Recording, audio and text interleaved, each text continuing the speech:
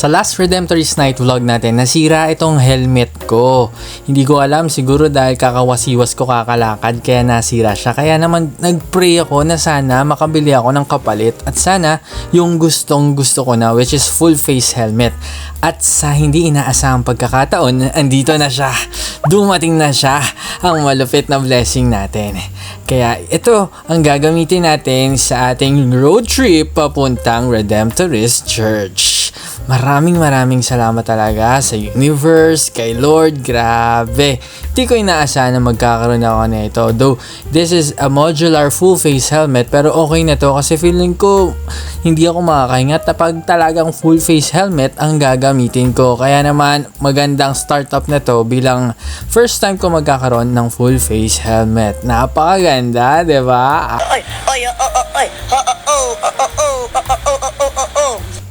Pero kinakabahan ako dyan kasi baka mahirapan akong makakita ng mga gilid-gilid ko, baka naman mahirapan akong huminga, baka masikipan ako kasi medyo komportable kapag half face ang gagamitin. Pero sana maging maganda ang paggamit ko dito sa full face helmet na ito. Kaya tara, samahan nyo ako, Redemptorist Nights, let's go!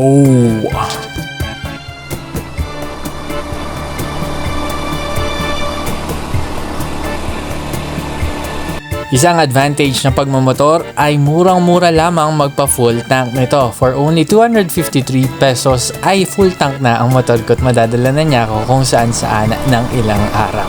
Napakaganda talaga pag nagmamotor. Swak mo swak sa ating mga budget.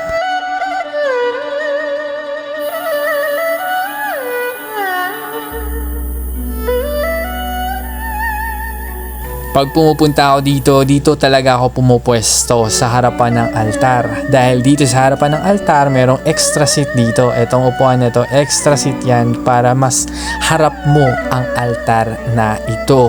At isa nga sa biggest blessing na sagot sa mga prayer natin, itong ating helmet. As you all know, first motorcycle ko to. Kaya naman yung mga accessories ay first ko rin. Kaya nalulungkot ako pag may nasisira at isa nga ito sa biggest blessing na unang-unang prayer ko na sana magkaroon ako ng full face helmet. Syempre security ko rin yung pinag-uusapan doon and sa tamang pagkakataon talaga ibibigay talaga ni Lord yan sa tamang oras, sa tamang pagkakataon. Nagsakto nasira yung half face helmet ko, which is our first helmet na parang pinag-practice natin. Then binigay sa atin tong helmet at alam nyo ba 1,500 ko lang yan na score from 4,500 original price niya. Nabili ko yan sa TikTok. Kaya naman nakakaluhag ng loob talaga pag nagdadasal ako dito every Wednesday. Ewan ko, tas isisil ko pa siya ng pagtirik ng kandila. Ay nako, parang talagang napakalapit ng signal dito papunta dito kay Lord. Ewan ko ba dito? Ay nako, salamat Mama Mary, salamat Lord. Sobrang salamat po sa lahat ng mga answered prayers ko. Kaya naman, tara, gamitin ulit natin to pauwi. Let's go!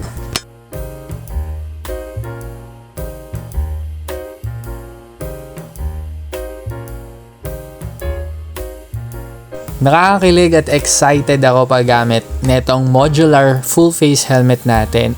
Ang pagkakamali ko guys sa prayer ko, pinag-prepare ko ng full face helmet pero ang target ko pala yung full face classic helmet. Pero next na yon, saktuhan na to na pang entry level natin sa full face helmet. Kaya nagulat nga ako dahil nanonood lamang ako ng TikTok, bigla ako nag-scroll and biglang nagulat din yung seller nitong lagi kong pinapanood na nagbebenta nga ng mga helmet na binigyan sila ng TikTok ng bagsak presyo. At alam niyo ba kung kailan yon? Nung 11/11 sale, pero binigay sa kanila ng 11/10 pa lamang.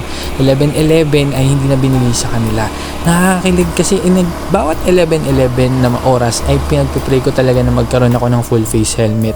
Kasi wala naman talaga sa budget ko to dahil hindi ko kayang ilabas ang 4-5 ko dahil any moment kakailanganin yun sa mga nangyayari sa dialysis ni Papa. Kaya naman nagulat ako na from 4-5 nung 11-10 na yon, na 11-11 sale ay bumagsak sa 1,500 na lang ang kanilang helmet. Ay grabe, talagang ginrab ko talaga yon. Maraming salamat. Kaya ikaw, mag-pray ka na rin kung anong hinihiling mo. Pero dapat pala, sakto, accurate ang mga prayer natin. Pero next, goal natin ang classic helmet. Let's go!